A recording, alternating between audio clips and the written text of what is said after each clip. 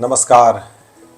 आज श्रीमद् भागवत के दूसरे स्कंद से सूत और शौनक का जो संवाद चल रहा है वहाँ अपने कानों को रखें और इस अमृत को अपने कानों में भरें।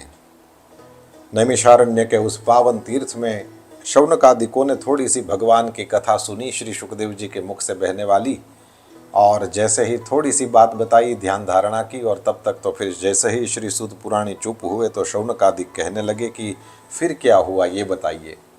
तो तुरंत ही सूत पुराणी ने जैसे उनकी ओर देखा होगा तो कहा कि हाँ महाराज, ये तो स्पष्ट ही है कि यदि इन कानों में भगवान की कथा नहीं पड़ती है तो फिर ये कान कान थोड़ी है, ये तो सांपों के रहने के बिल के समान है।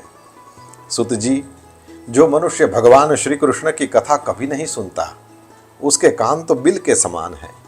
जो जीव भगवान की लीलाओं का गायन नहीं करती, अब तो पूरे शरीर के अंगों की ओर ध्यान गया और शौनक मुनि अपने अनुभव को कहने लगे, और ये हम सब लोगों के लिए भी तो मार्गदर्शन है, इसलिए आज यह पुराण प्रसाद पसंद किया है। कहते हैं, जो जीव भगवान की लीलाओं का गायन नहीं करती वह मेढक की जीभ के समान केवल टर टर करने वाली है, उसका तो न रहना ही अच्छा है। जो सिर कभी भगवान श्री कृष्ण के चरणों में झुकता नहीं, वो रेशमी वस्त्र से सुसज्जित और मुकुट से युक्त होने पर भी बोझा मात्र ही है। जो हाथ भगवान की सेवा पूजा नहीं करते, वे सोने के कंगन से भूषित होने पर भी मुर्दे के हाथ हैं। जो आंख भगवान की याद दिलाने वाली मूर्ति, तीर्थ, नदी आदि का दर्शन नहीं करती, वे मोरों के पंख में बने हुए आंखों के चिन्ह के समान निरर्थक ही है।